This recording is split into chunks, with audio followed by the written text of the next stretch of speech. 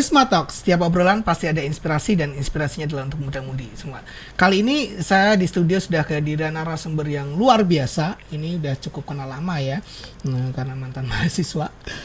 Dan kebetulan saya menghadirkan beliau ini adalah karena karyanya sudah cukup banyak, khususnya di bidang tulis-menulis tentang novel. Nah, karya pertamanya adalah tentang Danur Veda. Yang pertama, dan ini udah sampai jilid kedua ya.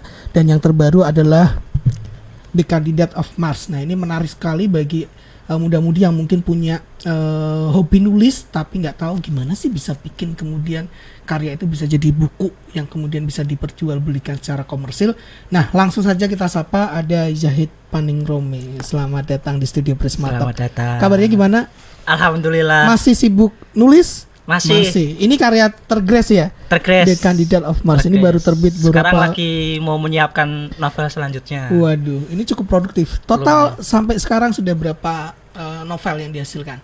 Yang sendiri 6. Yang sendiri 6. Kemudian kolaborasi atau ada antologi 1. ada 1, berarti sekitar 7. Dan ini mau lagi yang berikutnya. Nah, ini ya aku mau cerita, kita ngobrolin tentang proses kreatif bikin novel. Sebenarnya kalau seseorang muda-mudi yang di rumah pengen jadi novelis atau mungkin cerpenis atau apapun, itu yang dibutuhkan apa dulu? Apa memang harus jago nulis atau dia hobi ngayal dulu atau seperti apa ini?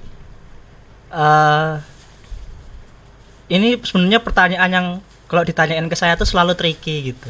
Kenapa Karena nih? Untuk bisa nulis novel sebenarnya nomor 1 bukan jago nulis, harus suka baca dulu. Berarti harus hobi baca dulu. Hobi baca. Kenapa harus hobi baca? Karena kan produk dari menulis itu kan salah satunya buku. Kalau kita nggak mengenali produknya dulu, saya ragu kita bisa nulis. Gitu. Jadi membaca itu juga memantik imajinasi kan. Kalau saya dulu membaca dulu, terus baru tertarik nulis karena saya penasaran gitu. Nah, kalau tadi menarik bahwa kita harus hobi baca dulu. Bacaan apa yang sekiranya memang bisa kemudian nanti bisa membuat referensi kita sebagai seorang penulis novel? Apakah semua bacaan, mau textbook, mau karya novel, mau apapun, majalah dan sebagainya? Kalau Zahid mungkin dari pengalaman. Apapun sampai menemukan jenis bacaan yang kita suka. Ada yang suka baca novel aja, ada yang suka baca cerpen aja, ada yang suka baca puisi atau non fiksi juga. Jadi biasanya pencarian awalnya tuh baca semua buku dulu. Sampai akhirnya aku lebih tertarik baca novel atau novel luar misalnya. Gitu. Oke. Nah, kalau sudah hobi baca, kemudian agar bisa masuk, saya kayaknya pengen bikin nih karya tulisan pertama, entah mungkin ini memang harus mulai dari, kalau novel itu kan ceritanya kalau dibikin buku bisa sampai halamannya ratusan ya. Harus mulai dari ini atau mulai dululah dari yang paling kecil, puisi, cerpen atau apa ini? Kalau mungkin dari pengalaman Zahid. Kalau saya sebenarnya pengalaman pribadi dulu yang ditulis. Ya kalau zaman dulu diary lah. Gitu. Tapi kalau saya nulisnya dalam bentuk fiksi. Gitu. Misalnya suka sama cewek, tapi ceweknya nggak suka balik, aku nulis dalam bentuk fiksi, tapi ceweknya suka balik sama aku, kayak gitu-gitu. Diimajinasiin jadi aja. diimajinasiin aja. Berarti memang paling gampang adalah dari kisah keseharian kita, kemudian atau karena kalau dari kisah yang kita alami itu kan kita tahu betul ya ceritanya dari A sampai Z-nya, tinggal nanti dirubah ke fiksi, tinggal rubah ngotak-ngatik kayak puzzle. Oh, ini bagian ini aja. Tadi misalnya di dunia nyata dia nggak suka, tapi dibikin gimana suka sama kita. Mayoritas kebanyakan penulis di dunia awalnya pasti gitu. Awalnya pasti kisah patah hati. Kenapa? Atau cinta nggak kesampaian.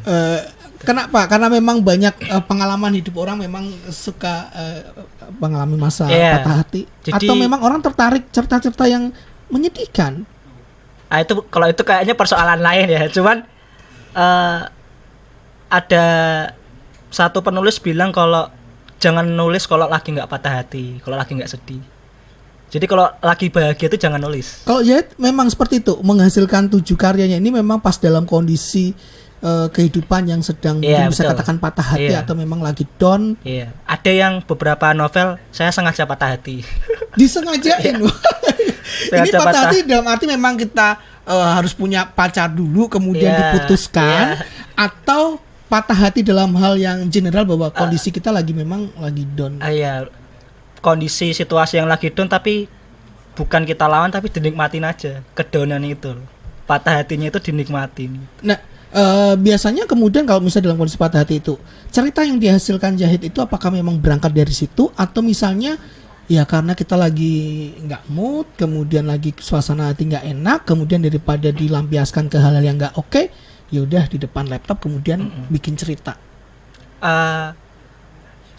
Kalau pengalaman saya sih patah hati itu akan jadi inti dari cerita itu. Nah kan karena jangka waktu menulis novel itu lama, jadi kita bisa memikirkan outline yang lain nanti, bab 1 nanti, bab 2 nanti kayak gitu. Tapi kita udah tahu inti ceritanya tuh akan seperti apa. Nah ini kalau boleh di-spill nih dari 7 karya yang sudah dihasilkan, yang based on pengalaman pribadinya Zahid yang mana? Yang mungkin paling dominan mungkin 50% lebih bahwa sebenarnya semua novel itu pengalaman pribadi, cuman persenannya tuh ada yang 50% pengalaman. Yang paling banyak yang mana? Mungkin para penggemarnya Zahid ini. Yang paling banyak tuh Di Mana Badai Sembunyi sih. Oke. Ini saya pernah baca, memang bahasanya menarik ya. Ini Di Mana Badai Sembunyi. Badai Sembunyi. Ini yang paling banyak mengambil pengalaman sendiri. Iya. Tapi memang harus bahwa seorang penulis itu harus memang ngambil dari pengalaman sendiri atau memang step awalnya dari situ baru nanti setelah itu bisa ngasilin tulisan-tulisan yang memang itu nggak terjadi pada diri kita. Betul, karena sumber pertama, resource pertama kan pengalamannya, itu paling mudah diambil gitu. Setelah itu kan kita harus berkembang dengan itu tadi, membaca buku, nonton film, ketemu orang, ngobrol sama orang-orang baru sehingga kita dapat insight pengalaman baru kayak gitu-gitu. Oke. Tadi yang belum dijawab adalah kalau kita mau mulai nulis memang harus nulis yang langsung sudah halamannya banyak.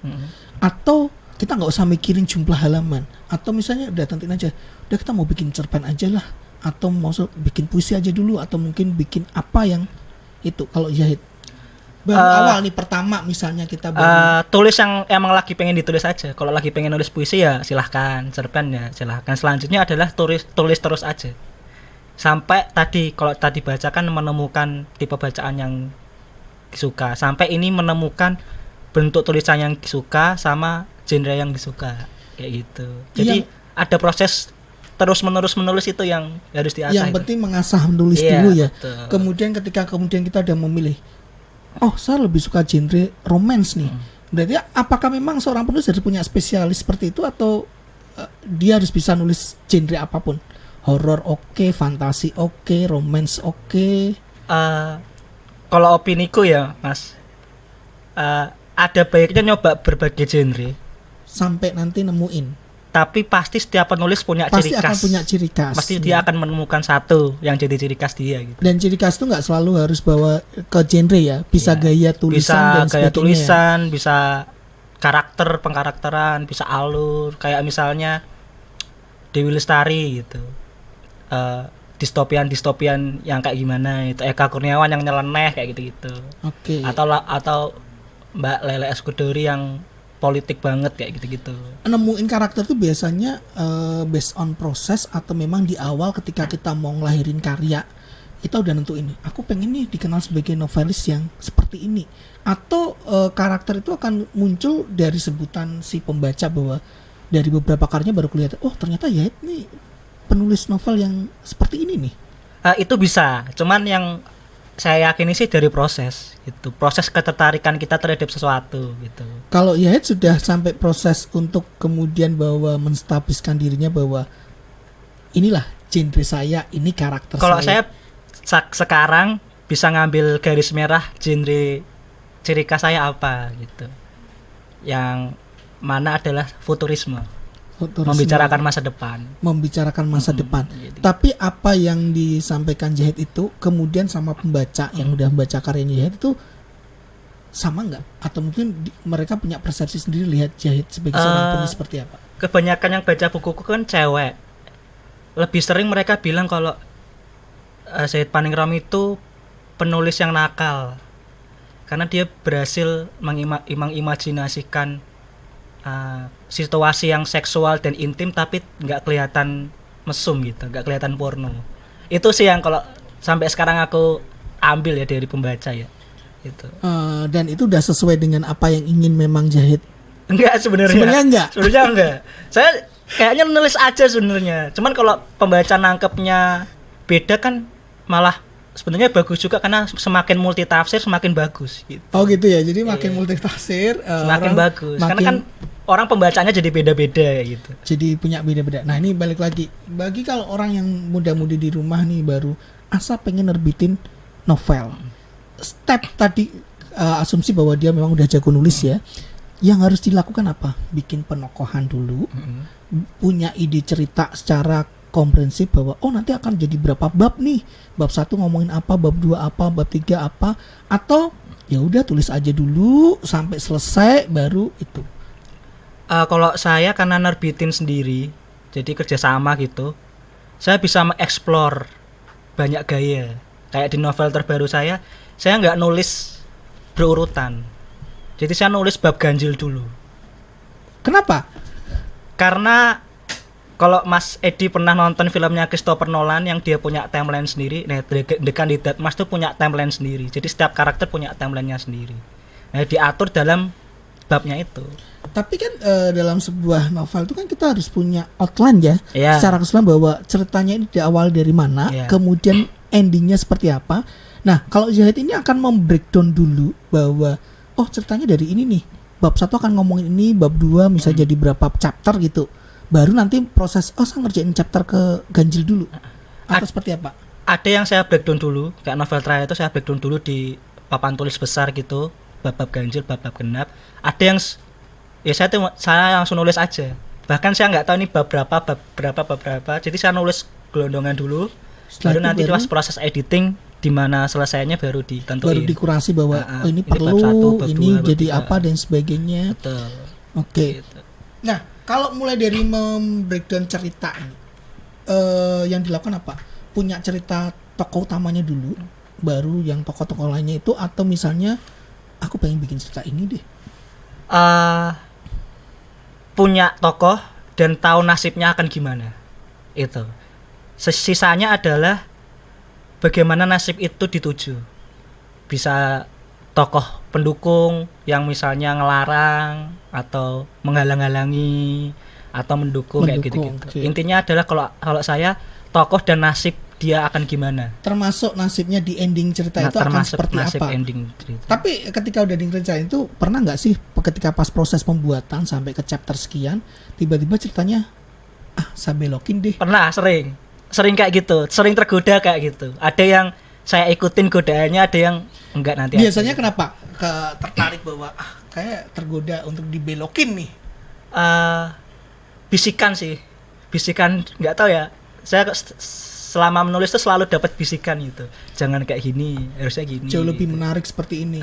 Tapi kalau yang misalnya konsisten, enggak di awal saya kan pengennya nasib tokohnya tuh akan seperti ini, sehingga nggak mau ngelawan godaan itu biar tetap konsisten tuh biasanya apa yang? Kalau saya malah jangan terlalu kaku sih, open aja. Kalau misalnya nanti di bab berapa kayaknya dibikin kayak ini bagus, dilihat aja itu, dipilih. Jadi ada pilihan ending, ada pilihan cabang, dipilih yang paling jangan ngikutin kita, tapi yang paling cocok sama karakternya, yang paling adil buat karakternya gitu. Pernah nggak kemudian lihatnya dari sisi pembaca, kan ya sudah menerbitin beberapa karya ya, dan tentunya udah punya fanbase yang udah setia sama karya Zahid. Kemudian kalau saya bikin kayak gini kayaknya pembaca saya kayaknya nggak akan suka nih, atau nentuin cerita itu berdasarkan based on lihat tren misalnya, kemudian lihat penggemar saya tuh sukanya yang kayak gini, jadi ya saya akan bikinnya seperti itu untuk nentuin, menjaga bahwa gaya saya harus kayak gini. Kalau itu kayaknya hampir nggak pernah. Cuman kalau ada yang DM request pengen dibikinin cerita kayak gini pernah. Itu. Kemudian jadi cerita. Terus jadi cerita. Ada di 7 ini yang ada di buku kelima yang lama-lama kita sama. Itu. Oke, itu berangkat dari berangkat dari obrolan orang yang saya kenal di Instagram kayak gitu awalnya. Nah, untuk bisa ngadirin ide-ide cerita yang beda ya, ini apalagi dari 7 karya ya. Ini biasanya sumber inspirasinya selain dari kisah pribadi apa? Apa memang kita harus tipikal orang yang harus suka jalan-jalan, ketemu orang, ngobrol, suka nonton film, baca dan sebagainya agar idenya tuh biar fresh kemudian agar beda dengan yang lain? Kalau saya jadi penikmat dan membuka segala kemungkinan. Penikmat musik, penikmat film, terus ngobrol sama orang. Membuka kemungkinannya adalah karena kan pengalaman baru ya. Omongan ketemu orang, ngobrol kan kita pasti menyerap pengalaman baru yang kita sebelumnya enggak temui gitu. Di film juga kayak gitu, ada hal-hal yang enggak kita tahu. Jadi itu kita serap. Kalau di film ada misalnya nonton film A gitu. Saya nggak suka sama nasib karakter A. Saya benci banget kenapa nasibnya kayak gini. Jadi biasanya saya tulis ulang kayak gitu. Saya bikin timelinenya sendiri, saya imajinasikan sendiri kayak gitu-gitu. Oke, berarti bisa lihat dari sebuah karya orang lain, kemudian mungkin kita merasa nggak cocok atau misalnya terinspirasi secuil kayaknya ini kalau dibikin kayak gini jauh lebih. Tapi itu cuman untuk latihan ya, jangan hanya untuk latihan. Iya, untuk latihan, jangan diperjualbelikan gitu. Nah, kalau yang untuk diperjualbelikan benar-benar fresh, the open bahwa itu ide dari saya percaya kalau sekarang tuh kita udah nggak bisa lagi menghasilkan sesuatu yang fresh ya, sesuatu yang baru karena segala hal yang baru tuh udah diciptakan generasi sebelum kita gitu. PR-nya adalah seminimal mungkin jangan sampai terpengaruh sama penulis lain kayak gitu. Oke. Seminimal mungkin. Tapi sumber referensinya Yahid siapa nih? Kalau mungkin kita ngomongin seorang novelis Indonesia atau mungkin luar negeri yang kalau luar influence Paulo Coelho, penulis The Alchemist. Kalau dalam negeri Dewi Lestari. Kenapa menyukai karyanya Dewi Lestari? Dewi Lestari itu lewat bukunya yang Supernova. Okay. Itu yang bikin pertama kali aku jadi suka baca buku. Kalau Paulo Coelho yang bikin aku suka nulis. Oke. Gitu. Tapi sejauh mana idola-idola tersebut kemudian mempengaruhi Zahid? Apakah dari cara mereka bertutur lewat pilihan diksi kata-kata yang dipakai atau mungkin dari idenya mereka kok selalu bikin karya mungkin nggak kepikiran bikin cerita kayak gitu? Saya kalau mandek writer's block itu saya buka bukunya mereka kayak ngasih inspirasi aja sih, gaya bahasanya ngasih inspirasi, nasib tokohnya ngasih inspirasi, terus gimana cara dia nulis juga ngasih inspirasi gitu. Jadi biar lancar lah nanti nulisnya. Dan nulis itu bisa dipelajari nggak sih? Kalau mungkin orang nih yang semula memang, kalau saya yakin semua orang pasti bisa nulis ya, cuma untuk bisa bikin cerita itu kan yang persoalan lain. Nah, ini bisa dipelajarin atau memang gift dari kalau Tuhan bahwa ya udahlah saya ditakdirkan memang jago nulis, bisa bercerita, ya udah. Atau misalnya orang yang sama sekali nggak kepikiran bisa nulis sebuah karya, kemudian dia misalnya belajar, dia bisa ngasilin karya. Kalau sangat bisa dipelajari, tapi mempelajarinya jangan teknis, tapi mengolah kepekaan aja. Itu sih inti dari menulis. Kayaknya itu inti dari semua penciptaan karya sih itu. Kepekaan. Gitu. Peka terhadap segala hal ya tentunya ya. Sama apapun termasuk sama alam semesta ini, termasuk sama orang, apapun lah. Tapi kalau soal pemilihan diksi kata ya atau bikin kalimat, bikin kemudian paragraf, gaya bahasa yang dipakai, ini memang muncul sendiri atau memang kita harus belajar khusus bahwa ternyata teknik menulisnya harus seperti ini nih? Itu bisa dipelajari dari banyak baca buku sebenarnya. Tadi ya baca buku ya. Buku. Kalau saya jadi tahu diksi yang kurang tepat yang mana dari baca buku. Karena pertama saya baca kok aku baru tahu kalimat ini, baru tahu kata ini, terus aku baru nyari di kamus gitu kayak gitu misalnya. Terus buka-buka diksi-diksi itu diksi-diksi. Jadi itu sih yang penting baca buku untuk memantik dulu, memancing dulu kalau kita emang butuh belajar diksinya gitu. Tapi pernah nggak misalnya terinspirasi baca buku, wah ini ada diksi yang menarik nih, kemudian diksi itu dipakai walaupun nanti kemudian dalam jadi kalimat atau paragraf itu akan jadi berbeda? Ada. Saya pernah baca bukunya Triskai Dekaman. Ada satu kata yang baru aku tahu di buku itu, popor. Jadi ada kalimat popor senapan itu menyentuh pundak kayak gitu. Aku baru tahu tuh ada kata popor itu dalam berbagai kesempatan situasi novel yang ada senjatanya, pasti saya pakai kata itu. Oke, gitu. Sebelumnya memang belum pernah. Sebelumnya nggak tahu sama sekali. Nggak tahu sama sekali. Dan ya karena itu ya tadi ya kita baca ya, jadi kosakata kita juga akan. Nah, ini kalau pengalaman pribadi saya juga suka nulis, cuma sampai sekarang belum pernah menghasilkan karya. Iya. Terkadang yang paling susah adalah mengilustrasikan detail karakter ada di suatu tempat apa, peristiwa apa. Ini kalau Yahid ini tipikal orang yang memang bikin cerita bahwa tokohnya harus tinggal di kota yang benar-benar real Yahid pernah kunjungin, atau menciptakan imajinasi bahwa saya menciptakan kota yang benar-benar ini nggak ada di dunia nyata, atau misalnya ada di dunia nyata, misalnya di Semarang, tapi dideskripsikan sendiri, dimodifikasi. Paling mudah dimodifikasi, kayak misalnya karakternya di Jakarta, tapi di kotanya dibikin gersang, dibikin apa. Jadi dimodifikasi supaya imajinasi pembacanya nggak familiar gitu. Jadi lebih menarik nantinya. Kayak gitu. Cuman saya tuh nggak pernah sejak awal nulis yang saya pikirin itu cuma nama karakter sama nasib dia nanti. Saya nggak mikirin di orang tuanya siapa, pekerjaannya apa. Nah itu sejalan nanti. Sambil jalan. Perjalanan waktu nulisnya nanti itu sebenarnya. Oke. Butuh waktu berapa lama sih? Ini kalau misalnya mau bikin sebuah novel, misalnya nih kita breakdown yang terakhir ini, The Candidate of Mars. Ini prosesnya berapa lama? Total ya? Dari nyari ide, kemudian mulai nulis pertama sampai benar-benar jadi seperti ini. Ini draftnya jadi November 2021. Berarti 2021. Draftnya saya tinggalin 1 tahun. Gitu. Karena saya setiap kali mau baca ulang, ngedit, itu saya harus menempatkan diri sebagai pembaca. Jadi saya harus melupakan apa yang saya tulis gitu. Berarti memang begitu udah jadi ditinggalin dulu, setelah itu baru dibaca lagi dalam niat untuk mengedit gitu, dalam sudut pandang pembaca. Tapi artinya berarti satu karya ini bisa berapa tahun total? Setahun lebih. Ini 2 tahun. 2 tahun. Ini yang paling lama tuh. Paling lama. Yang paling apa? Sebentar. Lama-lama kita sama. Ini setengah tahun. Wow, setengah tahun. Bikin gini setengah tahun. Ini dari ide sampai kemudian dari riset sampai terbit. Setengah tahun. Soalnya ini waktu ini lagi patah hati waktu itu. Karena tadi ya kuncinya ya. Jadi kalau patah hati cepet ya. Kalau nggak patah hati lama. Ini biasa yang bikin cepet atau lama itu apa sih? Apakah memang nulis itu nggak bisa diatur? Artinya nggak bisa kayak jam office ya. Bahwa kamu jam 7 sampai jam ini harus ngasilin ini. Atau memang karena moodnya bahwa nulis itu nggak bisa dipaksa nih. Kalau moodnya oke lagi nulis ya bisa itu. Atau memang punya target bahwa kan ada beberapa penulis yang harus mentarget saya harus bisa jadi 2 halaman atau misalnya berapa karakter.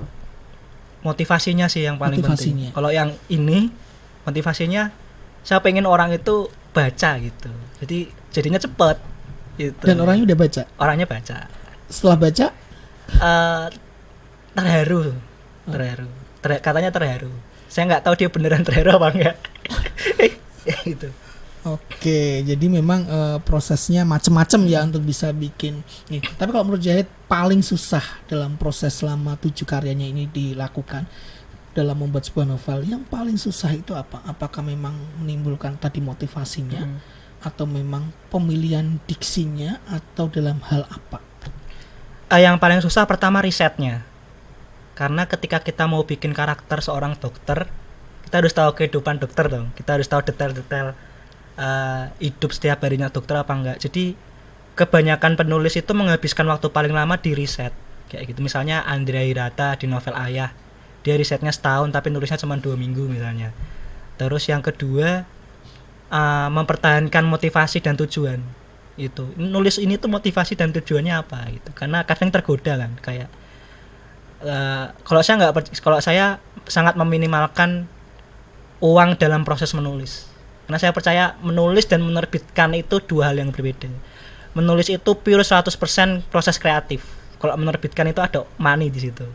Kayak gitu. Itu yang paling susah tuh. Tergoda. Nah, orientasinya Yahid ketika nulis ini memang pengen menghasilkan karya yang kemudian laku secara komersil, Atau ya udahlah orang mau suka nggak suka karya saya, mau bisa enjoy atau enggak ya itu urusan belakang, yang penting kepuasan batin saya sudah ngasilin karya.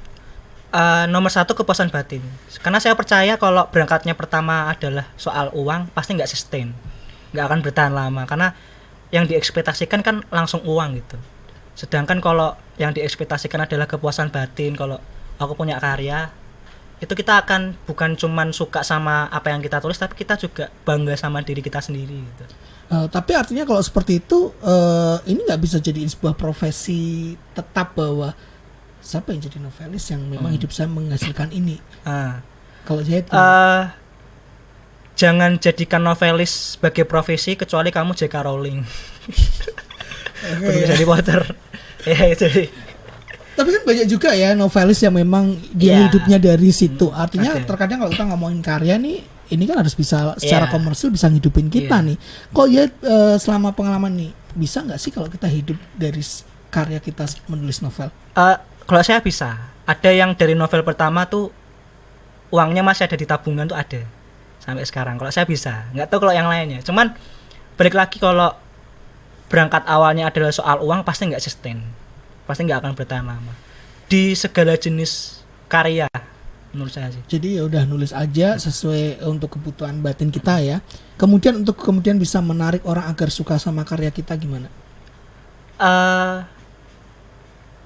Sedikit lebih beda lebih bagus daripada sedikit lebih baik kalau kata Pandji Pragiwaksono. Jadi daripada berusaha lebih baik, cari bedanya aja. Itu gimana caranya? Itu kenapa J.K. Rowling jadi bisa sebegitu terkenal dan sebegitu kayanya, karena dia menulis sesuatu yang berbeda. Nggak ada orang yang mikir di dunia ini penyihir yang masuk ke WC ternyata di kota lain ya gitu-gitu kan. Jadi memang harus nemuin ini cerita yang memang seliar mungkin, asal ada pembaca yang menerima tuh terusin aja. Gitu. Oke, berarti lihat karakter orang pembaca dong, kalau memang pembacanya memang sukanya itu ya. Karena setiap karya itu pasti akan menemukan penikmatnya, pasti. Gitu. Entah penikmatnya sedikit ataupun banyak pasti akan. Entah itu orang tua, entah itu perempuan, atau entah itu laki-laki, atau entah itu anak SD, pasti akan menemukan.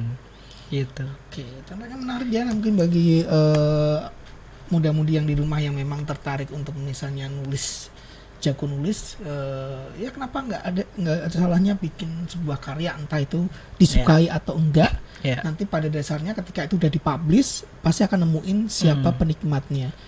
Nah kalau Zahid sendiri nih, langkah awal sebelum dulu menerbitkan karya Danu Verda ya ini, yang pertama itu emang sebelumnya suka nulis apalagi sekarang era sosial media ya, tulis aja di sosial media, tulisan-tulisan kecil-kecil dulu baru nanti akan bikin yang gede atau seperti apa? Fun fact-nya, saya tuh baru bisa baca tulis kelas 3 SD. Jadi kelas 1, kelas 2 itu saya les, tapi les baca tulis. Teman-teman saya yang lain les bahasa Indonesia, les matematika. Jadi pas kelas 3 SD itu saya mengalami keadaan di mana saya suka banget baca. Karena kayak orang yang baru pertama kali merasakan sesuatu kayak antusias kan. Jadi kayak menyenangkan sekali. Terus nulis juga menyenangkan sekali kayak gitu. Awalnya sih kayak gitu ya. Terus tadi apa sebelum masuk ke penerbit ya? Iya, maksudnya kan sekarang era sosial media nih, apakah memang kita jangan bikin gini dulu deh karena prosesnya panjang? Kalau saya nulis di blog dulu awalnya, sejak 2012 nulis sampai sekarang masih sih sebenarnya. Jadi blog itu saya gunakan untuk latihan dan melihat respon orang terhadap tulisannya. Gitu. Jadi saya bisa berkembang gitu. Misalnya saya pernah dikritik karena penggunaan bahasa saya terlalu kaku kayak gitu, misalnya dialognya terlalu kaku, jadi saya improve di situ kayak gitu. Blognya apa nih, mungkin kalau mudah-mudi pengen penasaran pengen lihat karya-karyanya Zahid, zahidpaningrum.blogspot.com. Oke, nanti itu bisa dipantau ya, dilihat situ, nanti juga bisa lihat ternyata itu dari karya pertama sampai sekarang masih rutin ya. Masih rutin. Tampaknya obrolan kita menarik tapi waktunya terbatas. Tapi kita akan bahas, ini kita belum ngomong tentang gimana bisa sampai jadi buku ini ke penerbit dan sebagainya. Pasti orang penasaran. Mungkin kalau nulisnya oke lah bisa, tapi bisa sampai ini kemudian ini bisa laku enggak? dan bisa menghasilkan finansial yang bisa menghidupi kita, nanti kita akan bahas di episode mendatang ya. Nah, sebelum kita akhiri obrolan Prisma Talk episode kali ini, seperti biasa kita punya ritual adalah foto dengan narasumber. Boleh difoto bareng Yahid. Oh, pakai Instax ya?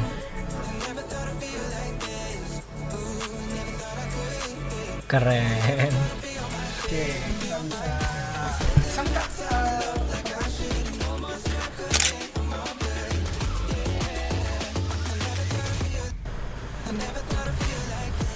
Nah, dengan sudah diambilnya foto ini, berarti episode ini kita harus akhiri.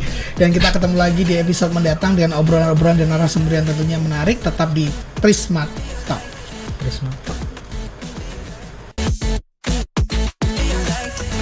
I never thought I'd feel like